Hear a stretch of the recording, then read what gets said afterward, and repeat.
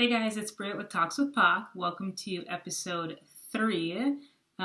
This episode will feature a conversation between myself and an individual that I've known since high school. I'm excited for you guys to hear their story. Don't forget to like, subscribe, share, have conversations, do everything that you can. And as always, this is for us. Let our voices be heard. Thank you again for joining me on Talks with POC. I'm really excited to hear your story, and I hope you are excited to share your story. So I will just have you introduce yourself, tell us who you are, and maybe how you grew up, a little bit about your upbringing, just a little bit of background info so everybody can get to know you a little bit better. All right, cool. So I'm Kandace. I grew up in all over Minnesota, from Minneapolis to Minnetonka, Apple Valley, Burnsville, Golden Valley. I pretty much live everywhere in the metro area. All the valleys. All the valleys. I've lived in them. What's it called? I grew up with both my parents. I have 3 siblings, all sisters. We're pretty close in age, so we're pretty tight. I pretty much feel like I had like a pretty regular childhood. I mean, we moved a lot, but my parents definitely, gave us like, I don't know. They kind of just like brought us up in like the way they thought best. Mm-hmm. We always had plenty of talks. We always talked a lot. My parents talk a lot. Just like feelings or? Just anything. Like my mom would sit us down sometimes and be like, so what do you guys want to talk about today? Or like, what questions do you guys have? Like, birds and the bees, all that stuff. We like learned all that stuff super young. Yeah. And like now it makes it so like we can talk to our parents literally about anything. So mm-hmm. That's like pretty cool. I hope like I can raise my kids as well as my parents did with us, because we're all super close, super tight. But it's pretty cool growing up with them. Yeah. Thanks for sharing. So one question that I like to ask everybody, at least all the Black people that I'm inviting on this platform, is tell me what it means to you to be a Black in America. And then as a follow-up question, what do you think it means to society to be Black in America? To me, really, kind of going back to like my upbringing. So like my dad grew up in the 50s and 60s. My mom grew up in the 60s and 70s. And them, teaching me throughout life is like, basically I look at things as like, I want to change people's perspectives mm-hmm. of how they view Black people. Mm-hmm. So, I mean, they always harped on education, things like that, talking properly, mm-hmm. Being able to speak your mind and use words to get your point across, and not even, like bashing someone else for their views. Yeah. So I think for me, it's just like trying to change people's perspectives, because I know a lot of people that may have grown up in a small town or something, they don't really know too much about people of color. So mm-hmm.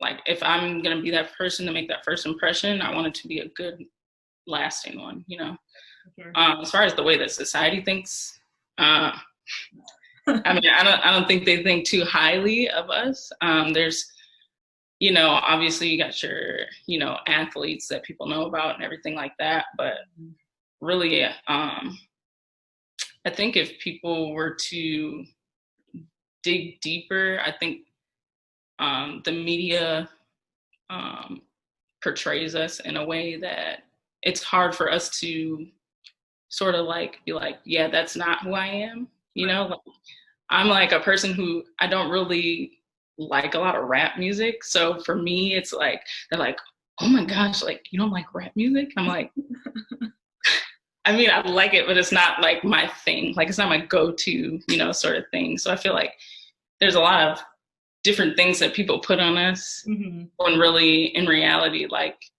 we're all Black, but we all have our own individual things that are going for us. And it's not necessarily sports, and it's not necessarily music.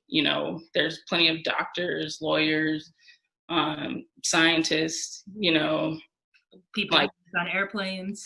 right, people who work on airplanes. Like there's we're such a wide variety of people that I think a lot of society sees us as this one specific group, and they always group us into that. Right. And that's like, it's like hard to get out of, you know? Yeah, I think it's interesting that you brought up, athletes or even musicians, because I think it's almost like mainstream society wants to make an exception for Black people because, Right. like, oh, that's my favorite football player, that's my favorite basketball player, or like, oh, I like Drake or whatever, Lil Wayne, whoever it may be, like, Yeah. and it's like we, like you said, we do so many things outside of those buckets, and society likes to do a very good job of placing us in those buckets and not willing to see us outside of those buckets. Right. Yeah. So it's wild. It kind of is another follow up to that. And for you, what do you think is the most frustrating thing about being a Black woman in America? I think a frustrating thing is that it's hard to have an opinion without being labeled as angry. Yeah. Or like I could be super passionate about something and talking about it, like using my hands, and people be like, whoa, whoa, whoa, relax. And I'm like, it's not that serious. Like I want to explain to you, I'm excited about it. Yeah. Or whatever. Like we could be literally discussing anything, and if it gets me excited, like I'm gonna, I might raise my voice a little bit. It doesn't mean that I'm necessarily angry about something. Right. And that's like, I had to learn that. I think the greatest thing for me, learning how to actually like put my emotions in a box, was like joining the Marine Corps. Like you have to like seriously going on boards and stuff to like get promoted. You have to literally like be robot like esque. So I kind of use that now to like try and get my point across to talk to people, because I feel like anytime I'm like, oh, I'm super excited about this, blah, blah, blah, blah, blah, like I want to get my point across, people are like, oh, she's another angry Black woman, you know? Or like, my favorite phrase is like, oh, calm down. And it's like, bitch, I am calm. I'm excited. Or like, I'm really passionate about this thing. It doesn't. I'm not upset. like upset is way over here, and I'm this is a wall, but I'm way over there. Right. Like, yeah, it's super frustrating. It is, for sure. So digging into your childhood a bit, if you remember, what is your early experience of dealing with racism? And if you can't remember your earliest experience, maybe just any. Obviously, we all have plenty of stories we can share. So yeah, I think my earliest that I can remember. So, like I said, I had 2 older siblings, 1 younger sibling. My oldest sibling was in middle school, and she got called the N-word and fought this dude, and basically ended up getting suspended. That's right. Yeah, right. So she got suspended, whatever. I remember my parents sitting us down. We lived in Apple Valley at the time, and they sat us down and they were like, you guys all probably don't really know much about this word, but they basically like explained it to us. They were like telling us why it's bad, why we don't use it, like going through that whole process.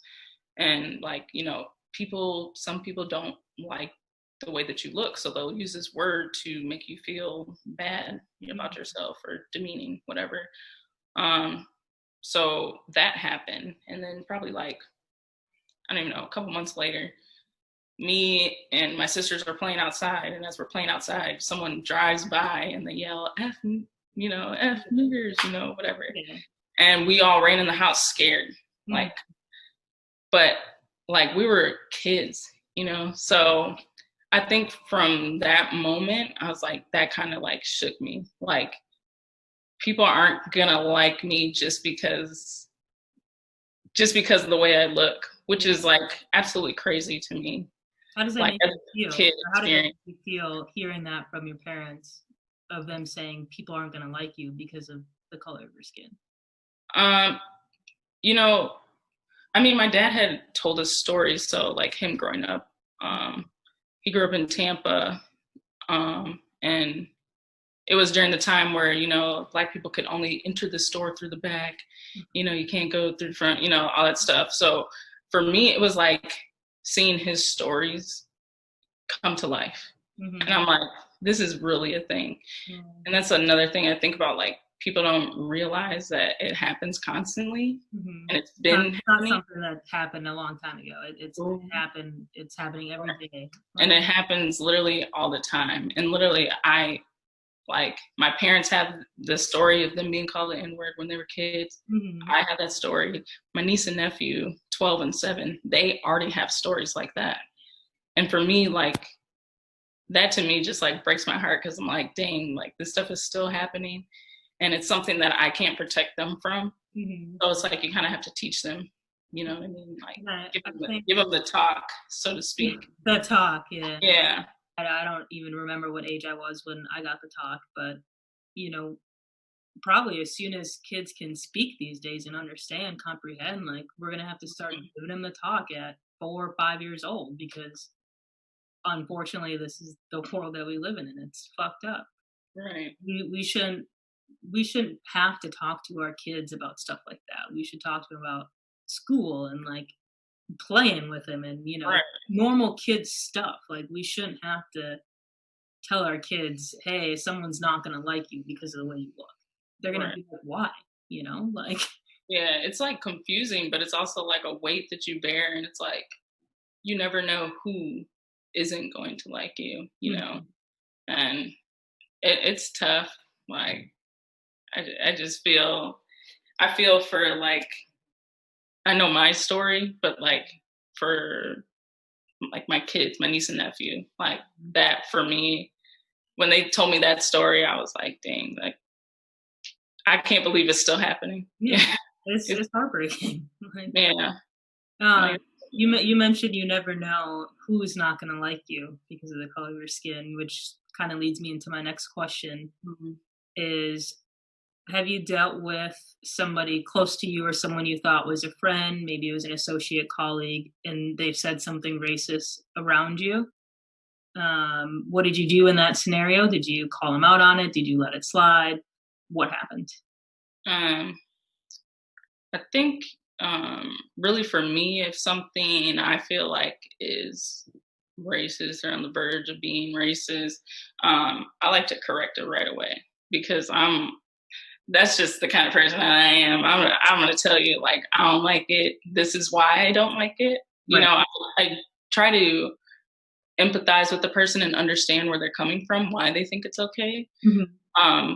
But at the end of the day, I'm gonna tell you what I think about it and why it hurts me. Right. I think with this, like, I haven't really had to deal with it too much in person. Mm-hmm. But with everything going on right now, like keyboard warriors, whatever people say things. Trolls. Yeah, and the things that I've been saying, expressing my opinion, I've lost like a lot of friends. Mm-hmm. Because they just don't understand. Like, they're like, I know you're a good person and you're good, but we don't know about this guy, or we don't know about that guy. But I'm like, yeah, the next guy doesn't know about me. So, like, it's like, if you don't respect or like people who look like me because you don't know them, yeah, that could be my sister, my brother, my uncle, whoever. Right. Like, at the end of the day, that is me. Mm-hmm. And that's like, I don't know. I think Facebook has made me realize like people's true colors. Yeah, I hate Facebook. I need to stay off of it for most of the time. Yeah, I had to get off, because I was just like, I lost like 10 or 15 people in a day, because I'm like, mm-hmm. I got to the point where I was like so angry. I was like, if you don't care about people who look like me, then you don't care about me. Right. And I don't need you in my life. Mm-hmm. And that for me was just like, I was like super down and got like pretty upset. But then actually I had like uh, one of my gunnies that I used to work for in the Marines. Mm-hmm. She had like messaged me and was like, you know, hey, I see everything going on. I want to help you out. And I was like, you know, the message had taken me back a bit because I was like, dang, I wouldn't have expected her to like message me or nothing. And then she ended up donating like a bunch of stuff, and I got a bunch of stuff to donate. And she was like, look, like I told her everything that was going on, and she's like, you don't need people like that in your life. Mm-hmm. Like, if you feel this way and people don't understand it, like at the end of the day, you have other people around you that, you know, want to protect you and they want you to be here and they care about the people that look like you. So keep those people in your life. And that for me was like, dang, that was like enough. Yeah, for sure. I think it's I don't even have the right word to describe what I think it is. So for lack of a better term, I'm gonna say I think it's fucked up that you, me, and other people that look like us are losing friends because we're speaking up for what we believe is right. Right.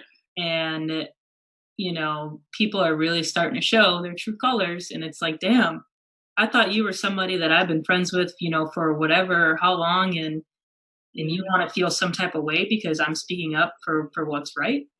Right. Yeah. That seems a little backwards in my opinion. And you also talked about, um, you know, people again. It goes back to the exceptions. Like people might know me, people might know you, Mm-hmm. and it's like, oh, well, I like you, or they like me, but it's like what you said is like you need to like all Black people. Like Yeah. if you're gonna like me, we're gonna like you, you also need to like people who look like us. You can't just say I'm only gonna like that one Black person. Right. It does not work like I that. have one Black friend. Right. Like we're that no. That whole mindset is the dumbest thing I've ever heard of. It's ignorant, it's all these things that I can't even put words on. But Right. to everybody watching, we need to stop making exceptions. You can't just like the one Black person that you know. So that's like that's what I have to say about that.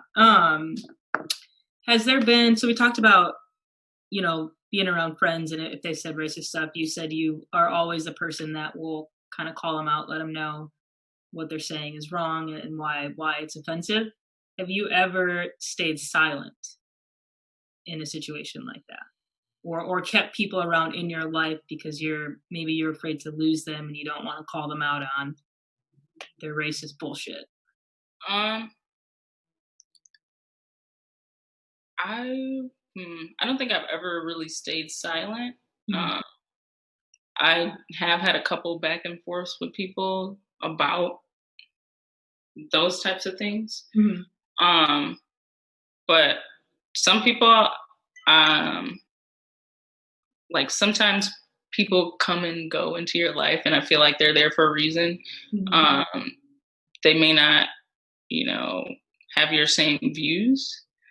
Um, but I would say, you know, just with being in the military, you're going to be around a lot of people that you don't, you know, different backgrounds all over the country that you don't necessarily agree with. And there was some people that I did need to work with that weren't, you know, the best with expressing, Mhm. you know, what they were really trying to say. But I don't think I've ever really stayed silent, but I did have to keep them in my life for a certain period of time. Right. But after that, I'm basically you get cut out. How You many get um how many times have you had to have conversations like that with either your colleagues or even your friends? Like how many times do you think you've had to say, "Hey, you're saying some shit. This is not okay. This is why it's offensive." shoot, I would say, man, I've had it with a bunch of different friends groups. I have a lot of friends with a lot of different backgrounds, a lot of different colors. But mainly, I'm usually the one brown speck in the group. I at least once a month Once a month. because people like slip up and they forget. I think my best example would be like friends saying like the N word. Mm-hmm. Like, well, I say it with this black friend, and I'm like, I'm not that black friend. Right. Like I Like, knew that was okay. I never cleared that. You never cleared that with me. Right. So, and it's like I always have to explain, like, I don't say the word. I know it's in rap songs. Right. I don't say the word, so don't say it around me. That's just how I feel. Yeah. You know, you might say it with your friends, so now I know you a little. You know, I gotta watch out for you a little bit, but Right. at the end of the day, like respect me, respect what I believe, like just don't use that word around me. Mm-hmm. And usually people get the hint pretty quick, but sometimes if I have to have the conversation more than once, then it's like an automatic no-go for me because then I know they don't care about my feelings. Mm-hmm. They really just think they can just say that word, you know, and get a free pass with every black person. That's not how that works. Yeah, there are no free passes. Yeah. Like, Like that's a no fly for me.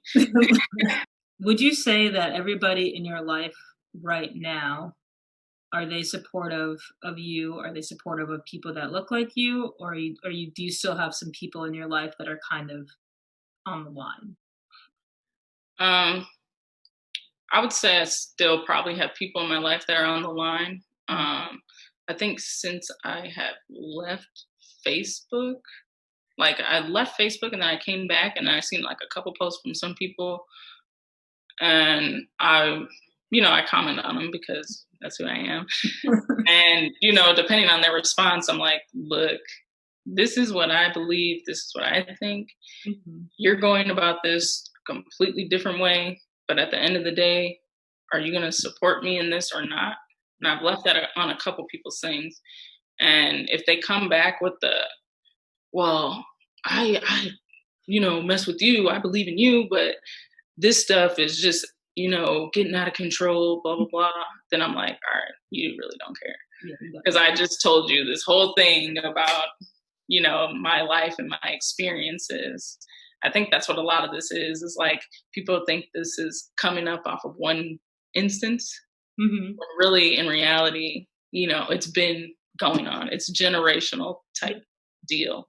And people don't realize like we've been dealing with this for a long time. Mhm. Yeah, people are upset and everything, but like now is like the time to do everything with all the social media and everything. Like people are getting this stuff recorded, people are getting this stuff out. Yeah. Like you're just hearing about it, but I've been dealing with it my whole life. So We were born with it. Our parents were born with it. Our grandparents were born with it. So. exactly. Like 50 years is not that long ago. Somebody 50 years old, they was still doing Jim Crow, segregation, all that stuff. Like, Yeah. like it's crazy to me how people just think You like, would think like, we have made, you would think we'd be a lot further than we are right now.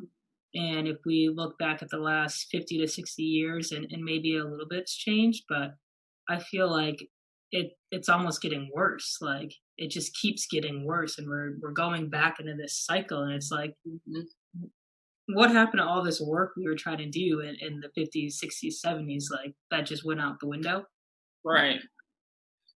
It's like, oh, my grandma was racist, but I like a couple black people. Yeah, Like, like what? Do you not realize how ignorant that sentence sounds? Like you can't say shit like that. Like that jacket is crazy. It's crazy. yeah, ugh. It just weighs on you every Oh time. my god, it does. I saw I watched this video.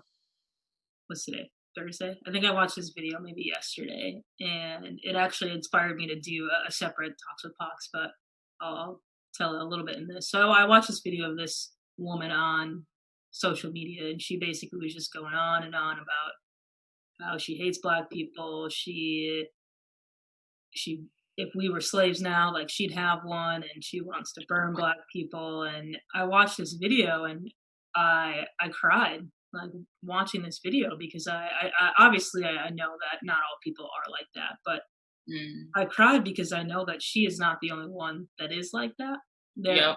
are a lot of people in the world who are like that, and to hear so much hate coming out of her mouth just because my skin color is different, your skin color is different. And it it makes me feel so sad because it's like I didn't do anything wrong. Like Right.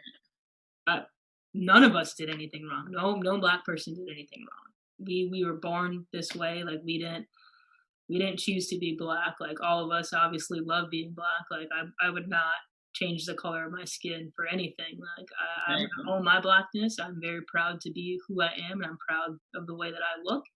But we live in a world where people are so fixated on their white supremacy and just basically think we're the fucking scum because we got some melanin. Like, Right. I don't care. so It's emotionally draining. oh my god, it is. Like so I'm many like, people, work like, so much.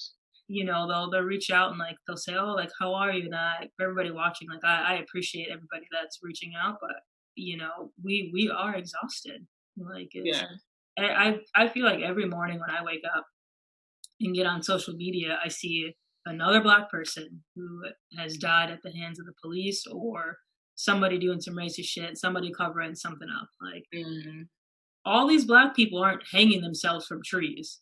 Like Exactly. so That is getting crazy. like it is so hard to wake up every day and know that this is our reality. Yeah. Sure. So me personally, I don't, I would love to hear how you take care of yourself mentally, but I'll put my phone down and I'll set a timer, whether it's for 40 minutes or an hour or whatever it may be. I'm like, all right, I'm not getting on the internet because there's all bad things on the internet, and I know my people are continuing to die, and I'm seeing that on the internet.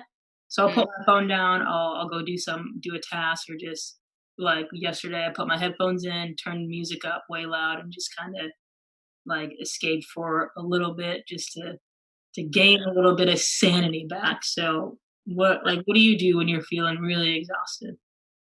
Um, well, I used to go work out when like the gyms and stuff were open. Mhm. Now I kind of moved. I have like this little lake area around like my apartments. Mhm. Um, I do run around there, but I am pretty cautious, because you can't be running while black either, Right. apparently. You can't. But like usually like the same thing, music pretty much calms me down, or I'll like turn on a movie. Mhm.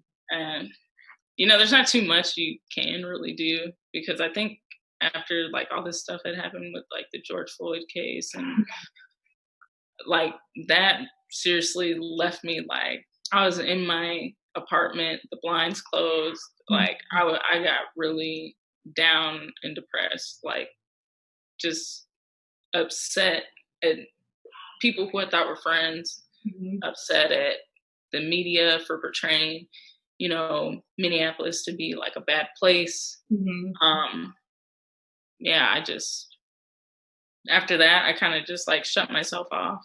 Um, and then just really talking to my family, Mhm. like that always helps me a lot. Like talking to them, knowing they're safe, Mhm. knowing like at the end of the day that those are the people that I can go to and have in my life, and I have them forever, Right. hopefully. So yeah, just doing stuff like that Mhm. helps me a lot. For sure. So you keep mentioning your military experience. Let's talk about that for a little bit. You were in the Marines or I know nothing about Yeah, I was in the Marine Corps. it. Okay. How long did you serve? I'm served from 2014 and I got out December 2019. So 5 years. Yeah. What made you join? I always wanted to join some sort of service. My dad served in the army. I'm a daddy's girl, so I kind of wanted to follow in his footsteps. Yeah, so I just, I went to school first. Mhm. My mom was like, "You should totally get the college experience." So I was like, let me do that first. So I kind of went the backwards way about it, but went to school first. Then afterwards, I was like working Minneapolis public schools, Mhm. and I was like, well, before I get any older, my body starts breaking down. Let me join the military. So Yeah. the Marines was like the way to go for me, and Mhm. the rest is history. What How was your experience in the Marines as a Black woman? Did you face any racism? Um, I did. I actually was just talking to a friend about this. Um, I did face a bit of racism. I had a couple instances, like in our school house, whatever you want to call it. Those weren't really that big, but I think the biggest one that kind of impacted me in the way that, like, so in the schoolhouse, people would say racist things, derogatory things. Being a woman and being Black is like, you know, two of the most, like, it's just a bad combination. But they would say things to me and immediately I would want to fight. Like, that was like my mentality. Like, no one's gonna push me around, no one's gonna do this and that to me. I'm just gonna straight up forget talking, I'm throwing these hands. Right. And that, like, I kind of had to learn a way to calm down and say my piece without being aggressive. But the thing that taught me that was I had just got to Beaufort, South Carolina, my first duty station. I was working on the computer, basically. And I was actually having a conversation with one of the guys. He was a Black guy from Tennessee. He had a Confederate flag tattooed on his arm. No, shut up. He did. And I was like, asking him, like, dude, why do you have that on you? Like, why would you permanently get that on your body? Like, you know what that means? Right. And he was explaining to me, like, no, Southern pride. I grew up with this, blah, blah, blah. And I was like, dude, you're absolutely crazy. As we're talking about this, a white staff sergeant walks in. He overhears the conversation. He's like, hey, I just want a button here. And I'm going to just go out and say, I respect you guys. Both of you guys are Black. You're working. You're doing better. And you're not niggers. Because niggers, they don't work. They want to live off the government. They live in the inner city. They don't do anything. They, whatever. Like, he went on this whole rant. And at that time, I was still, like, learning how to control. Right. And I guess that would be a time where I was silent in that instance, because one, he was high ranking, and two, I was about to go all the way off. And I'm waiting. So I'm new. The other guy I'm sitting next to, he had been in a few years, and he says nothing. He's like agreeing with this guy. And I'm like, bro, what?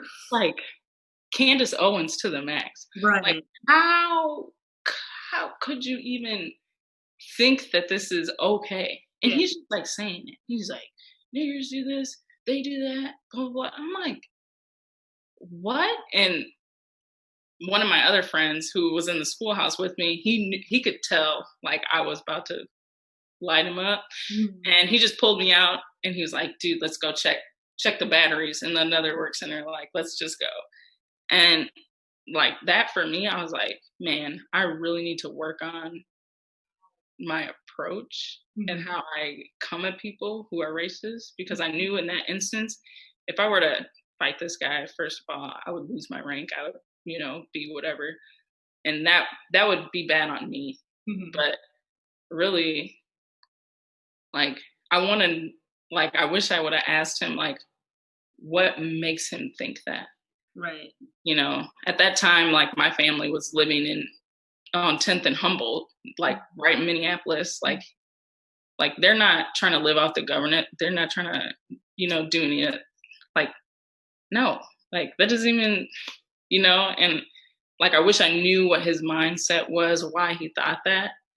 But I think at that time I was so, like, I guess, immature. I let it get under my skin. Like, I couldn't even handle a conversation. Yeah. But now I think I wish I was in a place where I could have, just so I could have some sort of, not like, have some sort of substance to to his thought process, which is like kind of what I do now. I'm like, okay, why do you think this way? Why is this, whatever. And then I try to explain my side, but that for me, like, set the tone, like, okay, if this is how this is gonna be, ain't gonna make it. Was it a long 4 years or however long? No, I think, like, if I had to do it all over again, I definitely would. But like, I think the people that I surrounded myself with were good people. They did protect me when, things and stuff like that. So it also took some weight off of me because I wasn't always having to be like, all right, slow your roll, blah, blah, blah. Like, my friends would be like, hey, man, you can't be saying stupid stuff like that, or you can't be doing stupid stuff like that. And I think everybody needs somebody like that. Like, a person of color needs somebody that doesn't look like them to be like, hey, that's not cool, because if you don't, like, everybody's just sitting there like looking at you like, and I think it's also like, we obviously we learn these things as we get older, but we're not taught how to have these conversations. We're not like, we start dealing with racism from, tiny kids, and when we're children, we're so just caught off guard, and for the most part, we're just like, what? Like, nobody teaches there. There's no class to teach Black people on, how to address white racist people or racist people in general. So that's something that we have to learn. Like you mentioned, it took you a while to learn how to not just, pop off on someone, and how do we have those conversations without being too angry or whatever, right? But still getting our point across, so that person know, like, you can't say that. That's offensive, and this is why it's offensive. Yeah. It's super hard.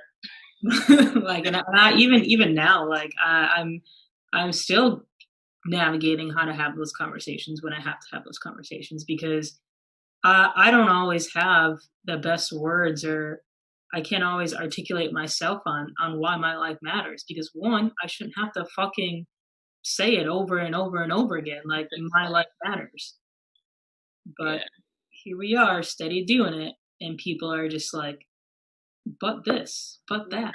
Nope. I think another thing for me is I always feel bad. Like, I always feel bad telling, like, I don't even know why I feel bad, but I'm like, I feel bad, but like, you can't say stuff like that. Like, I'm like almost whispering it. I'm like, dude, like, you can't say stuff like that. Like, that's racist, and I feel bad for saying it. But at the end of the day, I'm like, why do I feel bad when this stuff like hurts me and affects me? Yeah. Like, that's pretty much me all up until fucking probably a month ago, but no more. Like, right. Yeah. I'm trying to like step out of that. Like, I don't feel bad because they don't feel bad for saying or doing the right. It comes off so naturally. Like, we shouldn't have to feel bad to correct them. Exactly. I'm still learning that one too, though. So this leads into my next question here. This is a hard one. Have you had to deal with all lives matter people? And if not, how do you feel about all lives matter people as a response to Black Lives Matter? I have had to deal with them. They're like a whole population. Were some of the people that I deleted. Just like the same. Like, if you don't respect or think people that look like me are, if you think that people that look like me are all bad and we're all out there to do some bad stuff, we're not, we're all resisting arrest, blah, blah, blah. Like, at the end of the day, that is me. Like, if you can't see me in that person's shoes, then there's something going on. Like, you're not getting something. Yeah. And that for me is like, now it's an end all be all type of deal. Like, I feel like I should be the bigger person and like keep some of those people in my life and be like, maybe eventually they'll learn. Mm-hmm. But that's not how I am right now. I'm kind of just like, if you're not with me, supporting me in this, then you don't care about me, you don't care about my family. And for that, I gotta cut you off. Yep. And it's like a simple conversation to me. Like I've done it already so many times where I'm like, and I gotta cut you off. Like I respect you as a person. I care about you, but you don't care about me. So yeah, that's kind of how I Anybody who feel. doesn't care about you or me or people who look like us, like you said, they don't deserve to be in our life, because why would we want to put up with that? Why would we keep somebody in our life who doesn't respect us? Right. Who If doesn't that see was me on the ground, would you be fighting or would you be still posting like right? this stuff, And I don't have time to like question that. Like at the end of the day, if something happens to me, Mm-hmm. oh, you best believe, all my friends about to be riding out like Right. that. Like, no. Mm-hmm. So I think you summed that up perfectly. You said, that could be me. It could be any of us, and I think that really hits home. I was talking to my brother today on FaceTime, and he was like, George Floyd could have been me, and he's right. It could have been him. It could have been me. It could have been you. mm, Anybody that looks like us, and I think people fail to see that. They somehow think that the black people they know are immune to that kind of stuff, and we're not. We are a target. We were born a target, and we will always be a target until you guys fucking get it together. exactly. I think like people need to experience it, because sometimes like I used to tell my friends stories, that stuff that happened to me, and they don't believe me. But then like all of a sudden they'll like witness it happening and they'll be like, oh my God, I can't believe, like, did you hear what he just said? Like, or did Yeah, you see, and then I've it's been like, trying to tell you this. yeah, dude, that happens all the time. They're like, what? Like, I just can't believe it. And then they start to see like, oh my gosh. And then they're like, did you see this? They said something racist. I'm gonna say something. And I'm like, yeah,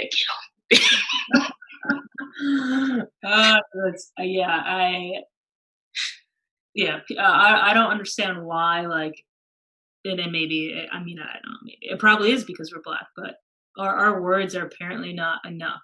We can yeah, we can speak to our experiences, but it kind of gets like pushed off to the side. It's like, oh, whatever, like that was an isolated incident, like that one time. But then you start seeing all these videos, like, on the internet, and it's like everyone's waking up like, oh my god, like, I watched that video, it's so terrible. It's like, where the fuck have you been? right. This has been happening. You honestly needed video proof? Like, you couldn't just believe us when we say this is happening? Right. There's So a lot of things like that though. Like even with the Me Too movement, people are like, mhm. oh my God, what was she wearing?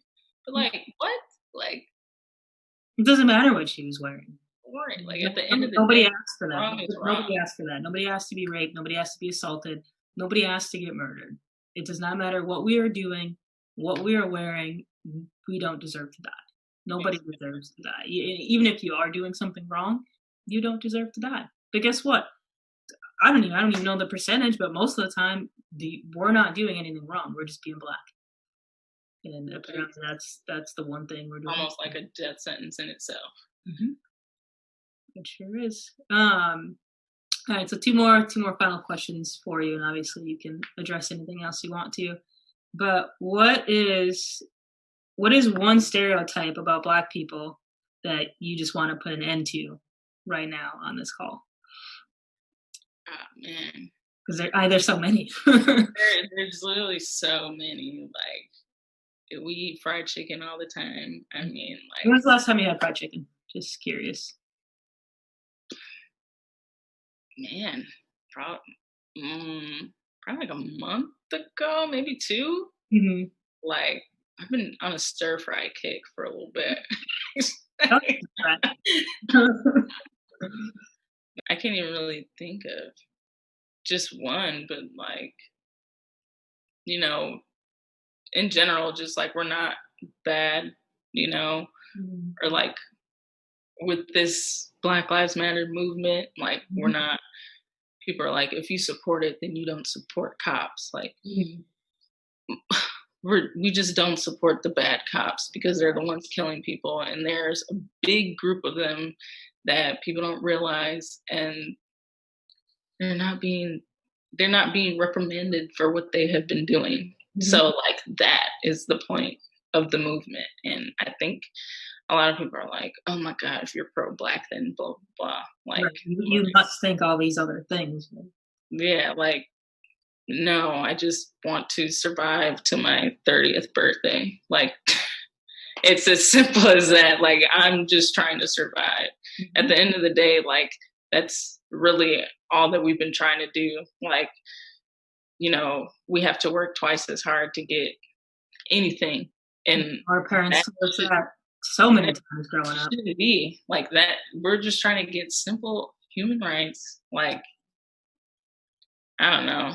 But I think it's hard for people to see past the media and what's portrayed and gangsters and all this stuff. Like everybody isn't like that. And I encourage people to talk to their friends of color about any and every experience. Like if you have any questions or doubts at all, like seriously, like I tell my friends all the time, like if you have any questions about what's going on, Yep. call me. Like I don't even care. I will explain it to you till I'm blue in the face. If you don't understand it, I'll explain it a different way. But at the end of the day, like if you really want to be in my life, you're gonna ask me, you know, what you don't understand, and I'll explain it to you.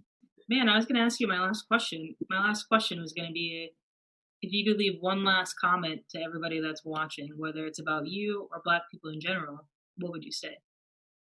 But I think you kind of like, you just summed it up Yeah. perfectly. So, I mean, I think it's something like a lot of people get confused with is like if they hear one black person say it, they're speaking for everybody. mhm. And like I'm not speaking for every black person. I can only speak to my experiences. I just know that a lot of me and my friends who look like me, Mhm. we have a lot of similar experiences. Mhm. So, you know, yeah, just like just talk to somebody who looks like me. And we will tell you like, you know, like people think stuff is just all, you know, easy, whatever, but really it's a everyday thing. If I leave my apartment, like it's a everyday thing. People are gonna stare at me, they're gonna look at me, they're gonna be like, think something of me. I get followed in stores a lot, which is like totally ridiculous. Yep. Like I've always had a job, I always have money. Yeah. Like I have no reason to steal. Mhm. I don't want your purse. Yeah. I don't want your stuff, you know? So yeah, I just think that, you know, everybody's looking for statistics on things when really statistics don't account for the experiences that people are actually having. Mm. No one hears about me being followed in stores. No one hears about me getting denied a home loan application because this and that and the other, when really me and my buddy got the same application and he got it, but he doesn't look like me. Right. You know, so there's really no stats on that. Just listen to people's experiences and learn. Mhm. Learn. You summed that up perfectly. I'm not even going to add an ending comment because that was perfect. So I'm just going to end with thank you for coming on this platform with me today. It's been a pleasure, obviously, catching up with you, and Yeah. it's been nice. Thank you for creating this platform because I think a lot of people don't like, a lot of my friends don't even know my story. So I feel like hearing this or people seeing somebody that they know or they might know, like Yeah. that's super dope. Yeah, I think that was kind of like my whole, that it was definitely a factor in me doing this is because I was like, okay, I know people know me, but I know there's still a lot of people around me who might not understand, and I think that if they see me, if they see people I know or acquaintances or whatever, it might start to click for Yeah. them. So yeah, for anybody watching, obviously, I hope you continue to watch. I hope you continue to listen to our stories. There are more stories that we can even tell that we can put on this platform, obviously, but Mhm. I will try my hardest to get everybody's story out there, and I hope that sharing your story and everybody else's stories that it creates conversation. Maybe one of your friends might say, hey, I saw your Talks with Poc episode, like I want to talk to you about X, Y, and Z. Like that's really kind of what I'm hoping for this platform, is to open up those conversations, to give people a starting point, and hope that we can make a little bit of change in this world. So Yeah. Well, you're doing a good job. I appreciate it. thank you again for coming on this platform. I really appreciate it. And I obviously hope you continue to watch Talks with Poc. And at any point in time, if you want to come back on here, we can do a 2.0, a 3.0, a 4.0, however many times you want to be on Sure. this platform. My platform is open to you and anybody that wants to be on here. But again, to everybody watching, make sure you like, subscribe, share, have conversations, do whatever you need to do. But this is for us, and let our voices be heard. So thank you again, Kandace, for coming on this platform. Thank you. All right. Peace out. All right. See ya.